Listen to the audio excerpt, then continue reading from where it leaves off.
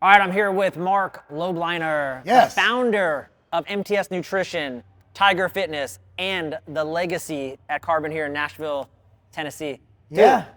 thank you. Welcome You to the podcast. and thanks for being you missed Ambrosia. We got to give the shot to Ambrosia too. Yeah, sorry. Yeah, I got to give it. That takes a lot of my time. Okay. I don't want to leave it out.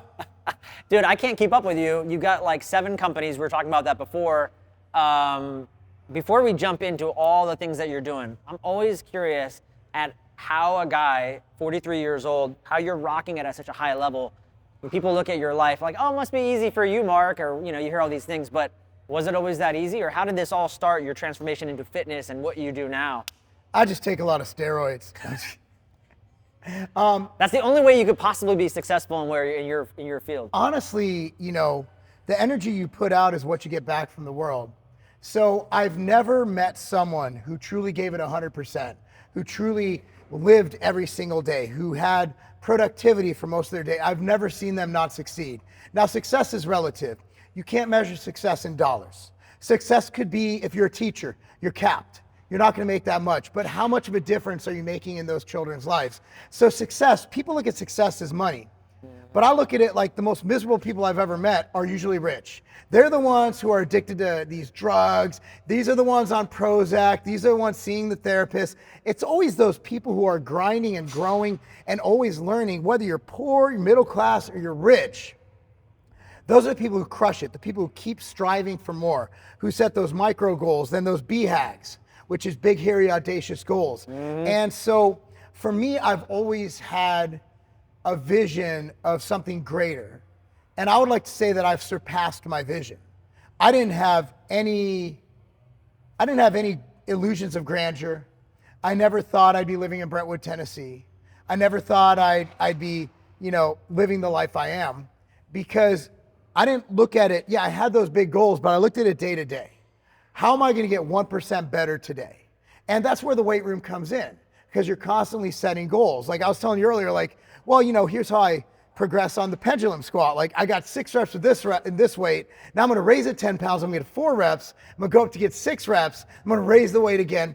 That's life. Like you hit these benchmarks, you hit these achievements, and you just keep growing with it. As a kid, my mom's a drug addict. My dad's a great guy. He died early, sick man, type 2 diabetes, which is why I got into health. Like that's what killed him ultimately, was complication from type 2 diabetes. You came back to your apartment and the paramedics were there and he passed away, right? Well, he didn't pass away there. That was the first time he had a real stroke. Wow. Like he had a mini stroke in Arizona. He was on a business trip in Arizona. And I'll remember he called me. He's like, I had a stroke. I'm all right. I'm going to fly home. I'm like, okay. And I was coming back from training and I was at the high school getting my lift in. I was on my own. I used to train a lot past when everybody trained. So my goal, and this is kind of an aside, is my goal was always to be the first one in and the last one to leave. When I started my career at 𝘬𝘬𝘬𝘬 Publications, first day at work, I went in and I went in at 6 a.m. and I noticed that the first person got there at 6:45, last person left at 7:10. So I got there at 6:30 and left at 7:30. But I didn't stop working. I wasn't just sitting there playing Tetris on my phone. Phones didn't have that capability back then. Yeah. No, I was there creating work. And so in the gym as well, if I went in there, the first group starts lifting at 1:30, and then the coach is lifting with, can I join you guys? And then the basketball team be doing conditioning, I'm like, can I join you guys? So I always looked for extra work. So, I was at the school, and, at that time I was 16, I was driving, and I drove home, and actually one of the football coaches, Coach Scott McCrillo, was there. He's like, yeah, your dad called me, because he was actually helping me a lot get into school for football. Helped me. At that time, we used to have to, couldn't just email people. We used to have to dub onto VHS from the camcorder. Yeah. And then send it in the mail. Yeah. It was a process. Yeah. So coach actually went over and he's like, and I was just like, well, this is it. At that time, my mom was in a mental institution. Wow. So that was when it kind of really hit that, and it hit before then, but it really hit that I don't want to be like this. I don't want to fall, victim to addiction. I don't want to fall victim to my own health. And I need to get the hell out of here. So, I worked even harder, and that work ethic doesn't die. I don't see myself ever retiring. I don't either. I need a purpose. And yeah, your purpose is your wife and your kids. Men need to go out and hunt. I'm sorry. Yeah. I'm not a liberal. I'm not playing that game. I'm not playing that whole, oh, we're all that. No. Men have a biological role. Protect, provide. And that's what I do for my family. Yeah. Providing, you know what? You also have to have purpose.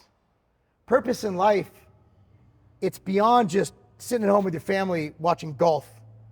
I understand a lot of people like doing that. I'm not throwing shade on them. They earn that. They work their whole life. But for me, I need that activity. That's why I competed in New York Pro last year. Like, I need that because I don't have to hunt. I go to Costco, I buy my meat. I don't hunt a woolly mammoth.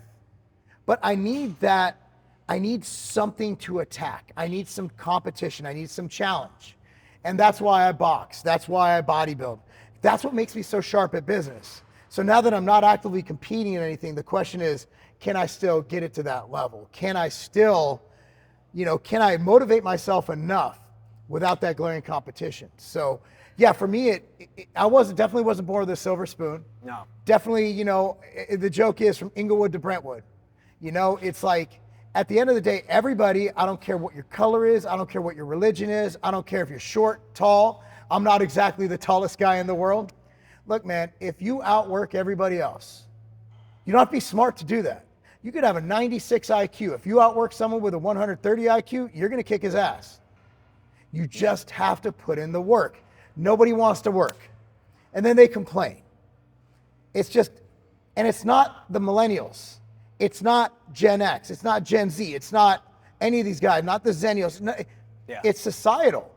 There's a lot of lazy ass boomers out there. They're the ones who started all this. Yeah. All right, so it's not generational. It's like, oh, these kids these days. I'm like, y'all don't remember Woodstock? People rolling around their own feces high as hell, having sex with each other? Like, look, it's just what society is. Yeah. We keep giving people handouts, telling people they're victims, and then we expect them to work hard. At the end of the day, you might be a victim. Life might suck. There's systemic stuff that goes on. I do believe there's systemic racism. What are you going to do about it? Yeah. Nobody cares. Work harder. Yeah. I love what you said. I remember when I was a trainer at the police academy, you hear this by every generation. They'd always say, oh, these kids these days, like, they can't drive, they can't shoot. And you know what I always say? I'd say, good. It's our job as trainers to train them. Like, and 𝘬𝘳𝘠𝘮 says there's no bad teams, there's just bad leaders. And that's what I always think about is, like, it's our job then as leaders of men to raise them, to raise the standard and show them this is what we want then. And if they can't cut it, they can't cut it. But we got to figure out a way to train them if they're on TikTok all day. I don't care. I'm going to figure out a way to do it because there's always a way. And there's people. Every generation there is going to be people that will rise up. But to your point, there's not many. And I think we were talking about that beforehand. Like, there's a lot of soft people out here that don't want to get their everywhere. Right. Everywhere. I mean, for our kids to prosper, they just have to work. It's the easiest time ever to succeed. Because everybody sucks. And you said building strong men. We need badass women too. Yeah. Like, I started my career coaching girls, my strength training career, right? Campton United Soccer Club in St. Charles, Illinois. Coached hundreds of girls. Man, we need girls to go out and lead too. Sure, I do believe in biology and stuff. I believe that, if you have a kid, like, women are caretakers, men should go out. That doesn't mean a woman can't have a job. Yeah. It means that your husband should go out and do something too. Don't be sitting back waiting for your woman to bring in the bacon. And it's okay if my wife weighed more than me, that'd be dope. Yeah. Like, congratulations. Yeah. Like, what would you do if your wife weighed more than you? I'm like, I don't know, go out to nicer dinners? Yeah. I'm like, that's freaking awesome, right? Yeah. But yeah, I mean, people take it either too far. It's either like, oh, trad wife. No. I want a badass woman in my life. My wife's a badass. She gets work done. She runs this entire facility. I'm like, all right, that's awesome. She's been with me throughout my career. But at the end of the day, like, she took time off. We had kids to raise them. Yeah. The last CEO we had from one of my brands, she had 7 children. Still crushing it. But she knew at home she's mommy. And at home I'm daddy. Not to her kids. Yeah. That'd be weird. I have a lot of explaining to do. Yeah. That means I'd have 10 kids. That'd be rough. No, but it's just, at the end of the day, people need to take responsibility and understand that, look, we're not all equal. Equity is the most racist bullshit term. Equity means equal outcome. I'm pro equality. Same. Equality means we all have the opportunity to achieve outcomes. But saying equity, no, equity is not. So equity, well, I want to go to the NFL. Where's my fucking equity? Like, why aren't I in the NFL? I want equity to fucking Deion Sanders. I want equity to Ray Lewis. I didn't get equity. You want to know why? Because they're better than me. No such thing as equity in this world. We're not fucking equal. Yep. Look, certain races are better at certain fucking things. Look at the NBA. You know, Yep. it happens. And I'm not mad at it. No. Because guess what? We all have different genetics. We all have different strengths. We all have different traits. The key is work on those traits. Make them better. Make them bigger. Every single person out there has something they can be the best at. Yep. It's just, will you do that? Are you willing to do that? Like, you might be good at math. Go on and be the most badass CPA ever. You know what? Because everybody watching this, y'all ain't playing pro athletes. A lot of you, you're not playing pro sports. You guys are like, man, I'm going through life. I don't know how to move up. Find something, become an expert at it, and just fucking go. Pretty simple. Yeah. Just go. When do I stop? Don't. Well, what if I'm tired? I don't care. The world does not care. Yeah. People have no sense of urgency. And so if you look at people who are successful, if you look at the millionaires, Dave Ramsey did a study. I think it's like 80% of millionaires didn't come from millionaires. Yep.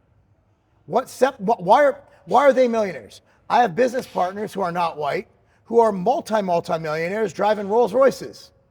Why did they make it, yet you're being held back by the system? Are they smarter than you? Are they more handsome than you? Is there some, what is the fact? The fact is they found something they're good at and they got really good at it and then they executed. Doesn't matter. It doesn't matter because sports, whatever. If I'm not over 6 foot tall, I'm probably not going to the NBA. That dream's over. Probably. Okay, but as working stiffs like all of us are, it's the same analogy. Like, at the end of the day, why was Kobe so great? Yeah, he was genetically gifted. Also the hardest working guy in basketball history. Just like your point, in the first one in, last one out. Yes. So if people got that through their head, good thing about America is nobody gives a shit about you. Nobody's trying to hold you down. Do you really think the politicians are like, oh man, there's that Mexican guy in Franklin, we got to hold him down? No. You know what companies want? They want badass motherfuckers who can make them money.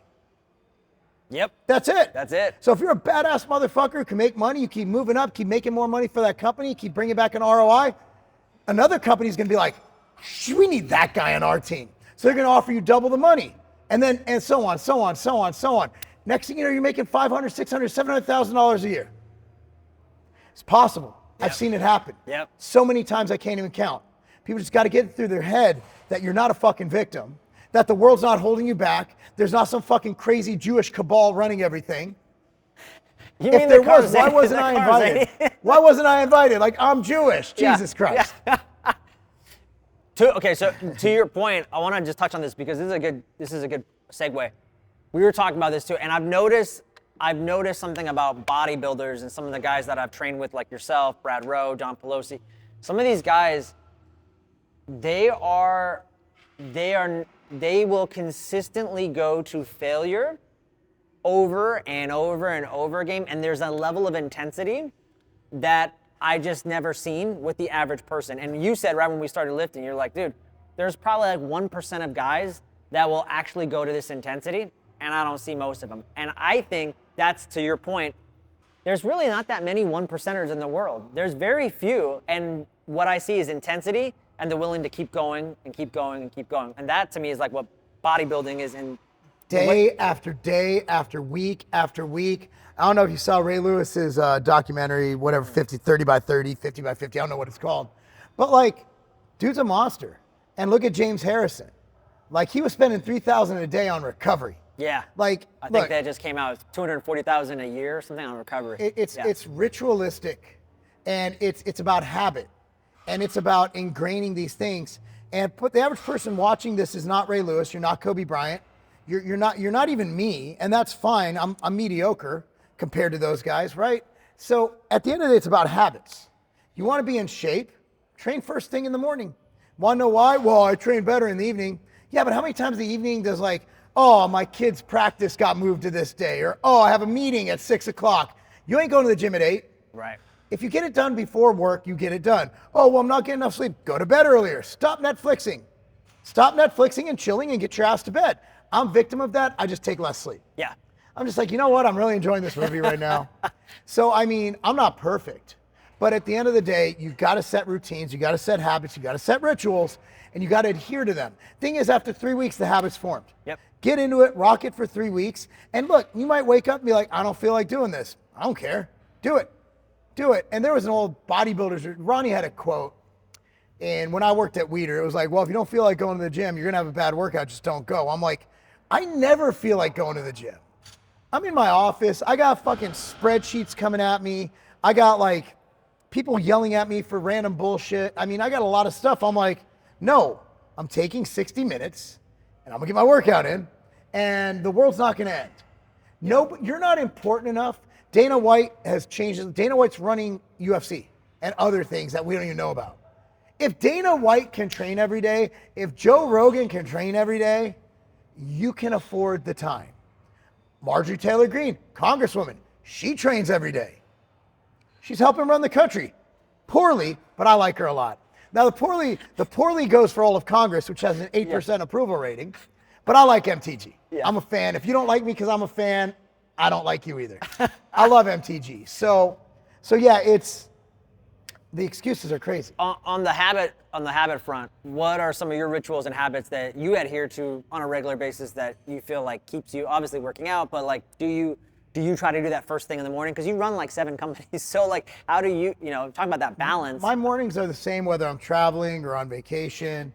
I wake up and I'm going to leave out letting the dogs out and peeing and pooping and all that, right? So I wake up, 32 ounces, I take this cup, fill with 32 ounces of water, put Ambrosia nectar, Ambrosia 𝘬𝘳𝘐𝘮, and machine greens in there. Then I take my pills, which could be a lot. I got Immortal, I got vitamin D, all the stuff, right? Yeah. I'm not going to list them off. Yeah. So I take my pills, and then I'll usually sip on some kombucha, for that gut health and everything. Even though I'm a big probiotic fan. I eat a lot of fermented foods. 3 meals a day, I'll eat sauerkraut or something. Mm-hmm. So I'm big on gut health. Gut health is very, very critical to me. And then usually if I'm going to the gym first thing, I'll, have a meal, either eggs and toast or oatmeal and MTS Whey. And then if I'm not going to the gym that day, I'll just go for a walk fasted. It's about 30 to 40 minute walk around the neighborhood, take my dogs. Sometimes I go hike the hills behind my house. It's just, I do that. And then after that, I just go in the office and my rituals are in the morning. Yeah. Because the day is a complete cluster F. So before bed, I do the same thing. Well, I'll close up the office, make a snack, and chill in front of the TV. Yeah. For about 20, 30 minutes. Just to unwind. Yeah. And they're like, but the blue light, I'm like, it doesn't affect my sleep. I sleep like a baby. Okay. There you go. I sleep fine. If your sleep's bad, avoid blue light. Yeah. Me, I really like Netflixing. That's your way of decompressing, yeah. I mean, I used to read. It's weird because I also sit there, my wife and I'll passively talk. It's kind of our time. Like I work out of the house when I'm not traveling, but I never see my wife. I'm just I'm locked in my office. Yeah. Yep. Talk to me also about the kids, because you've got 3 kids. I love watching everything that you're doing in their lives, building these strong humans. Boys, girls, I mean, I see your son, Preston, he's like 11. My son's gonna be 11 in January. Your son's deadlifting like 300 pounds and squatting 300 pounds. It's awesome, man. Talk to me just about the importance of obviously being in their life. And then also just from what I see a lot of dads right now that are absent in their kids' life because they're so busy with all their stuff. I used to be that guy too. So focused on me and what I wanna achieve and all my successes. And I was giving my kids sloppy seconds, I realized. I was giving them the leftovers, and that was a tragedy. Yeah. And I see you just always involved in their lives, sprinting, just being a part of them in that activity. So talk to me just about that importance and how you find that balance and make it a priority, that they are one of your priorities amongst the 7 companies you run and everything else you do. So as a dad, you need to find what you're good at. I'm not a cuddler. I'm not a coddler. I'm not that guy who's going to sit down and just, watch TV with my arm around you. It's just not me. So for me, it's sports. That's where I thrive. So, football season starts, tryouts next week for Preston's football team for youth football. I found coaching to really be my way to connect to my kids, but you don't need to coach. Some dudes aren't into that. I get it. Go to practice and watch. You mean not be on your phone? Actually watch your kids. Actually sit out there, watch. Just don't yell at me while I'm coaching your kids. Hey, you get that? you should do this drill. I'm like, no, that drill sucks. So, be there, be with them, be active, and I think a lot of it has to do with fitness. Why are people not involved with their kids athletically? Because they're fat as fuck. People can't move. They can barely get out of bed. They got type 2 diabetes. What is it? 90% of people, I think we heard on the podcast on Thursday on Evening Rants, like 90% of people are metabolically effed. July 2022, they came out with a study. 96% of the population is metabolically unhealthy. So, you're not going to live. Yeah. Like, let alone play with your kids. You're not going to see them get married. You're not going to see them go to school. You're not going to see them prosper. You're not going to see them thrive. Yeah, I know we could die at any second. I get that. Like, I could keel over dead right now. Life is like that. Like, death happens. Father time's undefeated, right? But at the end of the day, your quality of life, if you're obese and you're a parent, you're an unfit parent. Literally and rhetorically speaking, you are an unfit parent. You can't protect them. You can't protect them. You're metabolically not healthy, which means you're probably going to die earlier. You're inflamed. You have no energy to play with them. You can't play with them. You can't show them how to play sports. Yep. So the number one thing is unfat yourself. Yep. Number one thing, I'm able to do things with my kids, and I'm in a very fit area. Most of the parents here can bang. Like, this is a great area to live. Brentwood, Tennessee, Franklin, Tennessee, parents are fit. Parents are in shape. Yesterday, I'm at a lift-a-thon for one of the high schools we coach at, and the dads are jacked. Like, I'm telling you, That's TRT sales in Franklin is through the roof. And, you're doing a disservice not only to society, you're setting a horrible example for your kids, but you're also being unfair because you can't do things that they'll remember. My dad wasn't in shape, but he coached baseball. And that's the only thing I remember. I don't remember anything else. I just remember baseball. Like, that's all I remember. I remember winning the championship at 11 and 12 years old. My dad was unhealthy. Again, poor guy, right? Built himself up. First guy in his family to go to college. For those of you Miami Hurricane fans, went to the U. So he had fake teeth. He had dentures. And this is my fondest memory of my dad. 11 years old, came in, moved to this new area, 10 years old. He won about 50% of the games, went undefeated our 11-year-old year. Championship game, beat the shit out of the other team. We're celebrating. My dad goes, "We're number one," and his teeth fly out. And he catches up. And I remember like it was yesterday. Wow. And that's what I remember. You don't remember the sad stuff. I don't remember the bad stuff. I remember those moments in sports. So that's why, I'm looking back last night I posted my daughter's game-winning goal in the district championship versus rival Franklin. 20 seconds left in double overtime, about to go PKs. You know what she'll remember? She'll remember that kick. She'll remember me running onto the field through security. They were like, "You can't run out here." I'm like, "Stop me." I was like Forrest Gump had a baby with Jerome Bettis. I was just running out there. And look, man, they weren't going to stop me. They could arrest me. Yeah. I was going on that field.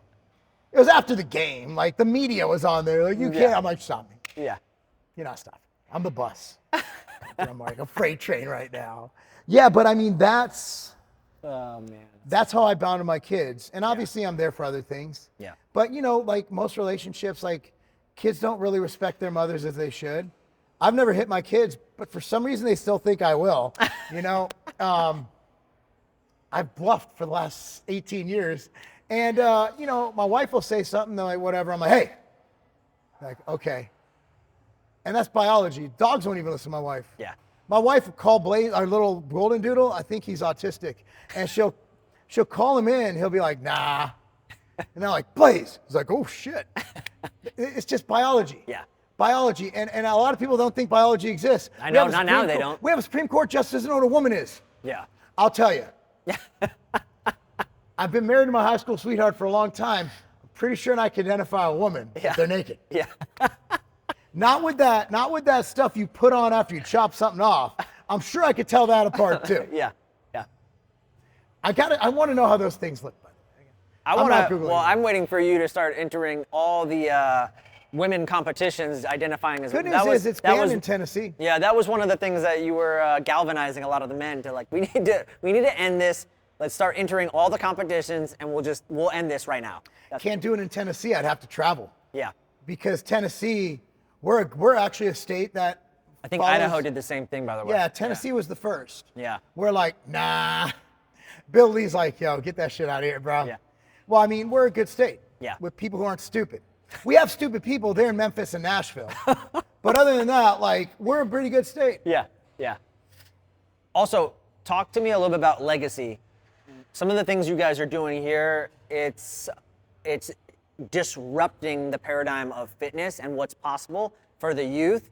And I mean, just some of the numbers and stuff you were sharing with me, like one of the kids you had in 8 weeks put on 35 pounds of muscle and like dropped his 40-yard dash like 5 seconds, maybe even more. Well, from a 5'3" to a 4'7". Yeah. So, Yeah. I mean, share some of the things that you guys are doing that's unique and that no one in the area is doing, maybe even in the United States, but. There are some. So you got some great college coaches. Coach 𝘬𝘯𝘬𝘺 over at SDSU. Obviously, Coach Tommy Moffitt just went to A&M. He actually pioneered strength training. LSU's reign as national champions. Tommy Moffitt's the one who got that. He just built a bigger, faster, stronger team. So the key is with training youth athletes, let's go beyond. We can argue methodology all day long. Our methodology is mixed. We use some exos with the prehab, rehab, med ball, plyo. I love that stuff. That's where I got a mentorship from as well. We love conjugate. We'll do 5-3-1. We'll do different things. We'll do our own stuff. We're about 25 to 30% strength, as you saw, a lot of movement. Today we didn't do as much explosive movement. We didn't go outside and sprint. I think the number one is, do you believe in your athletes? If you believe in your athletes, they'll believe in themselves. Kid who was in here, Slim, phenomenal athlete, just untapped. Because the trainers out here in the high schools, not that they're bad, the high schools are doing all they can with their budget and the fact that their coach is a teacher. Yeah. They're doing their best, okay? You can't expect them to have 100 football players and be able to train all of them uniquely and individually, right? So they're underdeveloped, and this area hasn't bought into it yet in Williamson County, Tennessee. In fact, most of Tennessee, if not all of it. So what we're able to do is come in, and number one, I believe every athlete here can do great things. What are great things? For some kids, it might be starting in high school, if they're a bench warmer. For some kids, it might be playing in college. For some, that might be D3, NAIA. For some, it might be Power 5, which we have one going there, a couple going right now. So it could be NFL. For every athlete, we can get them better, faster, stronger, more resilient to injury. The key is, do you believe in that kid and can you connect to them because you actually believe in them? Do you truly love each athlete as your own child? And Bryce and I do. Like last night, we had no business being at, well, we did, I mean, but there's no other organization would show up to a school's event. But we believe in that school's believed in us, we're there. We're talking to the parents, we're making sure the kids know we're there. We're at every Friday night last year, and this year again, we're gonna be at a high school football game. Obviously, a lot's gonna be focused on the teams we coach, but yeah, we're gonna be there. We're gonna make sure they know us. We'll be on the sideline. The wrestling teams we coach, same thing. We're gonna be there warming up for the events. So do you believe in your athletes? Do you truly believe they can do great things? And when you're coaching them, can you get an extra 10% out of them? Can you get an extra motivation? Can you push them to be that much better? And it's not always about getting the weight. Nobody cares how much you deadlift on the field. Not once has everybody been like, Ray Lewis, that's a great hit. How much is your bench? Right? What we get them to do, if they keep knocking down barriers and achieving these personal bests and hitting their goals, they're gonna have so much self-belief and confidence that when they do step on that mat, step on that court, step onto the field, they will know that they put in more work than anybody else out there, and they deserve to be the best athlete on the field. If you believe that you not only, it's one thing to be like, I'm the best of all time. Okay, great, whatever. If you think you earned it, no, here's why I'm the best. I outworked everybody here. You're gonna go on that field, not only are you gonna have the increased strength, the increased speed, the increased performance, the increased stability, the increased agility, but you're gonna have the belief that you can do it, that you're gonna have the belief that you can win. And that's what we instill in kids. And that doesn't just, most of these kids aren't gonna play ball past high school or past college. So when they're in the workforce and they're trying to get a job or they're trying to get a promotion, who do you think's gonna win?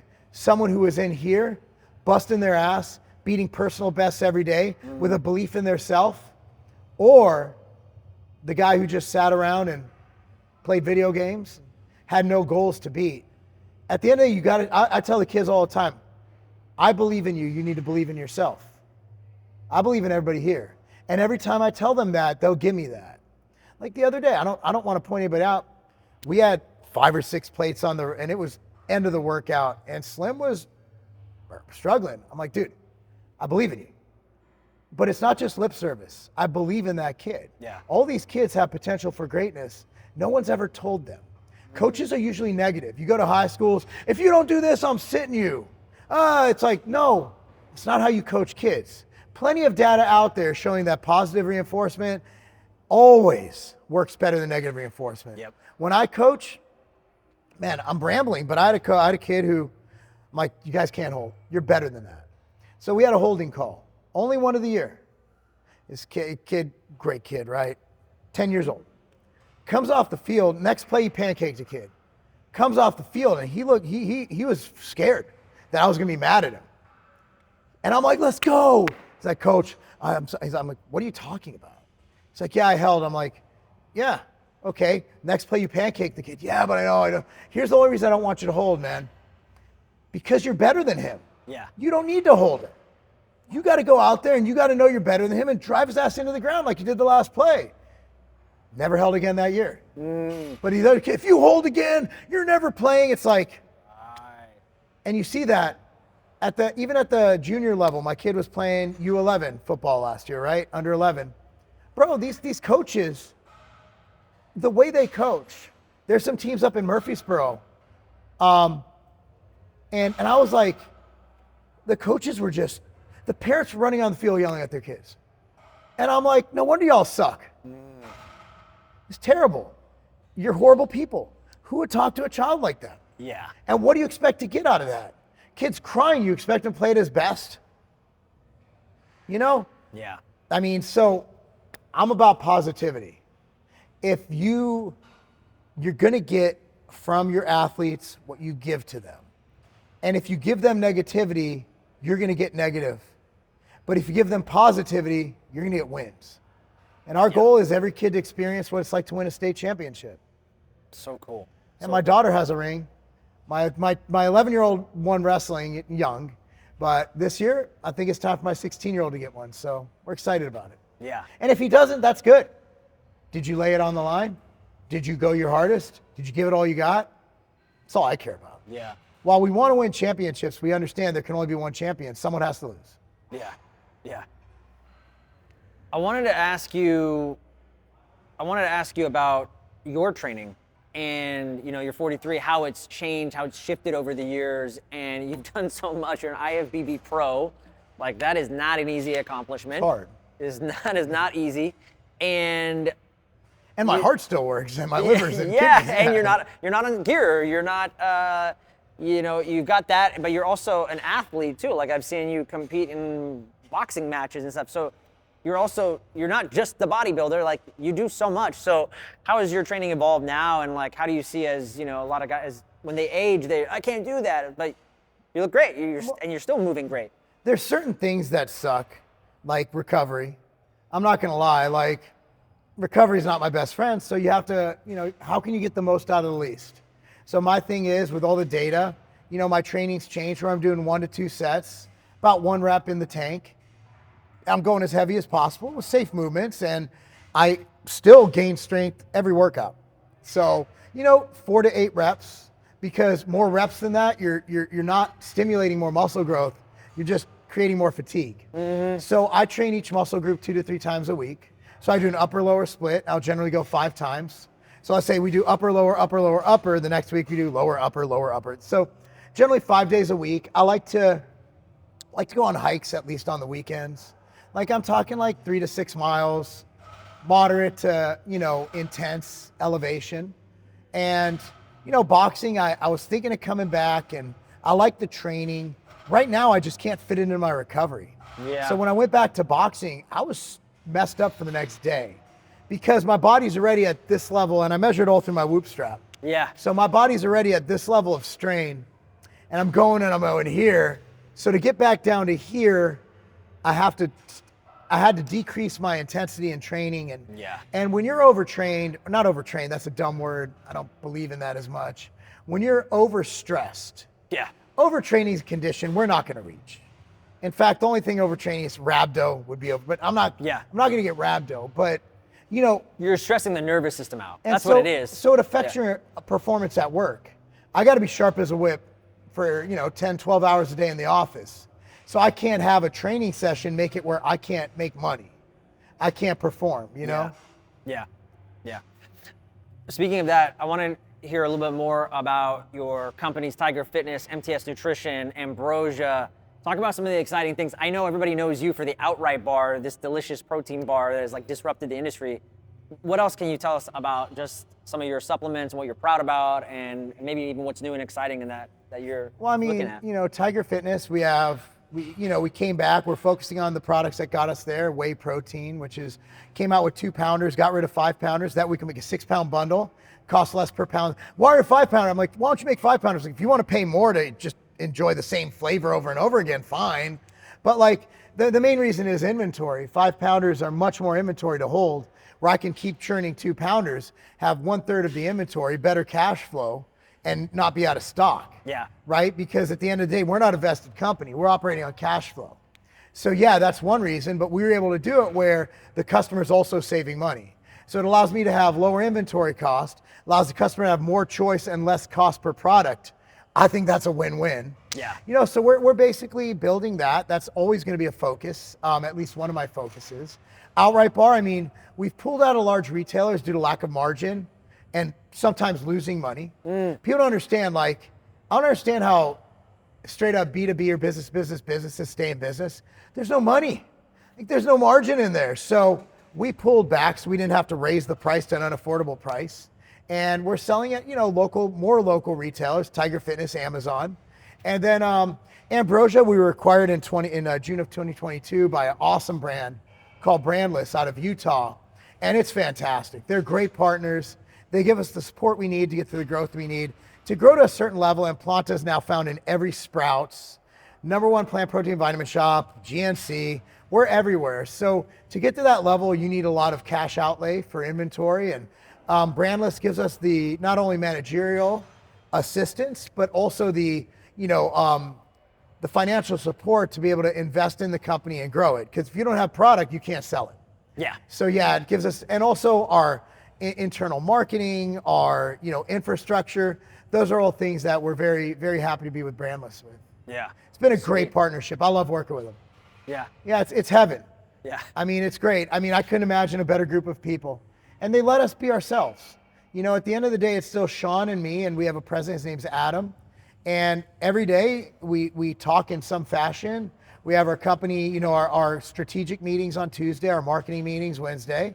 And we're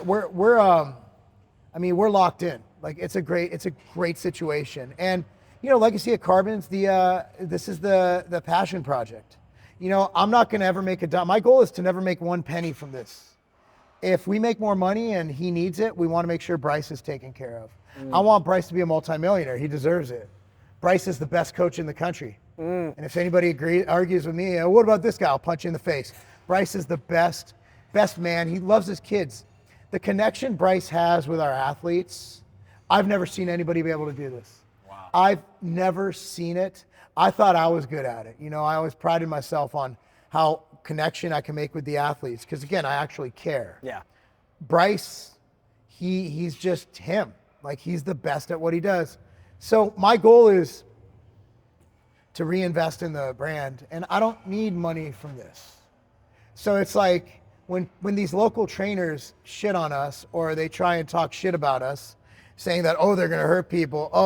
That's just, those guys are addicted to steroids and energy drinks. First of all, you don't even lift.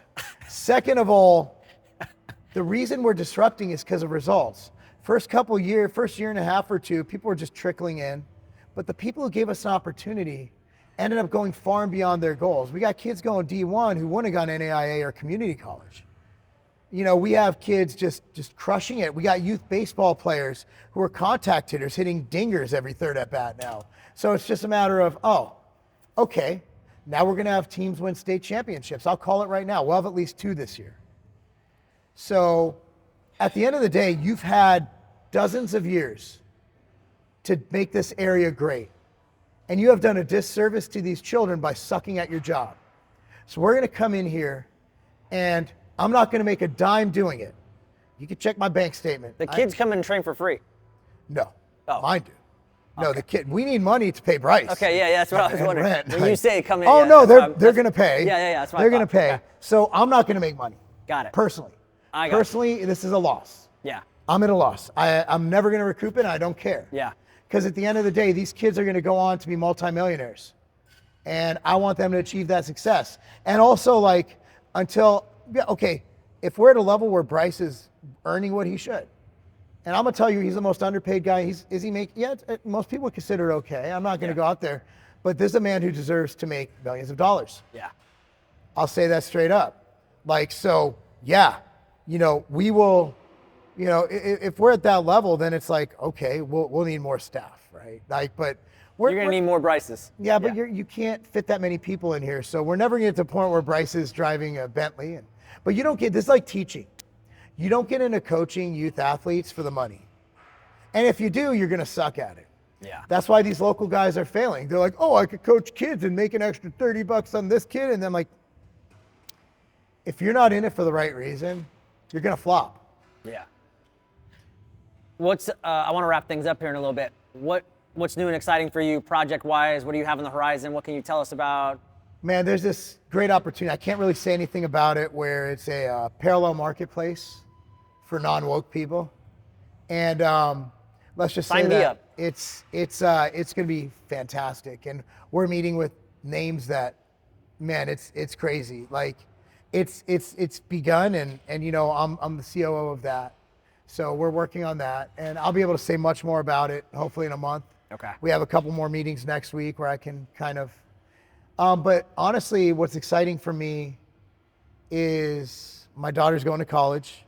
That's a huge step. But on the business front, like, I love it. I'm going to just focus more and more time and effort on Tiger Fitness, MTS, and Outright. I'm going to focus more time and effort on Ambrosia. 80 hours a week, that's just your baseline. So, but I love it. I love meetings. Yeah. We're talking about board meetings. Like, that must suck. I'm like, nah, I actually kind of like it. I love these people. Like, I love interacting. I'm learning every day because everybody around me is better than me at something. Like, 𝘬𝘯𝘕 is so organized, so great at what he does. He's my partner in Ambrosia. Mike Rashid is the most charismatic, good-hearted individual you will ever meet. And the way his brain works, I'm trying to figure it out because I want a piece of that brain action, right? Yeah.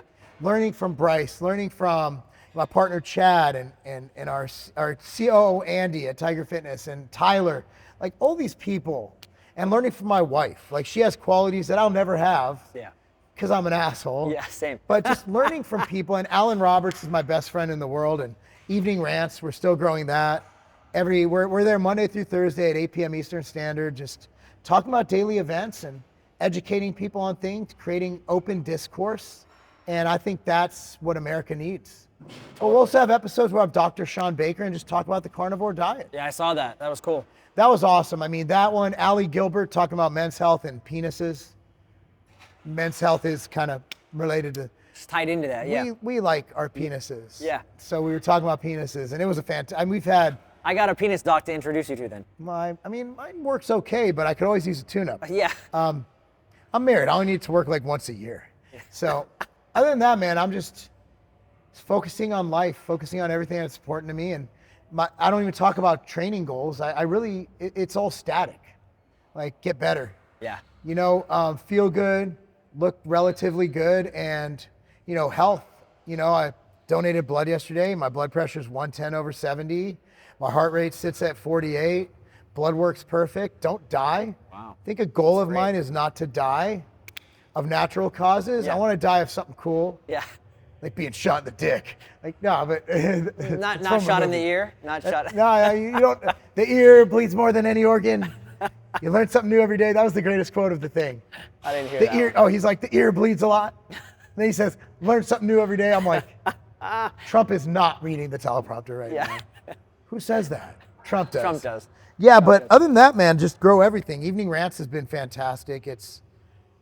I'm You're doing everything on X and Rumble, by the way, if people want to follow what you're talking about. / Evening Rants on Rumble. Yeah. And local politics I'd like to get involved in, maybe run for city commissioner in the next few years. I can see you doing that, yeah. Just work my way up. We always complain about our communities and government. Why not do something about it? Disrupt it, yeah. Yeah, and the voter turnout's so low, I figure if I just get the gym to vote, I'll be good. That's so good. I love it. Dude, where can people connect with you, just learn more about you? I mean, you're active on all platforms, but if they like this, they heard this, they want to connect more with you and your brands, where can they do that? So you can find me on OnlyFans. So every platform, so Instagram, Twitter, Facebook, / Marc Lobliner. I think Facebook / Lob, but who uses Facebook anyway? Boomers. I don't know. Yeah. So / Marc Lobliner, MarcLobliner. Rumble.com / Tiger Fitness, rumble.com / Evening Rants. We have 2 separate channels there. One's the podcast, one's my fitness stuff. And then you got youtube.com / Tiger Fitness. And I think that's it. And of course, buy all your supplements from tigerfitness.com, support American companies. Family owned, based in Loveland, Ohio. Let's go, Marc Lobliner. Man, I appreciate you, dude. It's been an honor, man. Thanks for being on the show, Got to ramble and go off topic for an hour. Yep. Appreciate you, brother. Thanks, dude. All right. Appreciate it.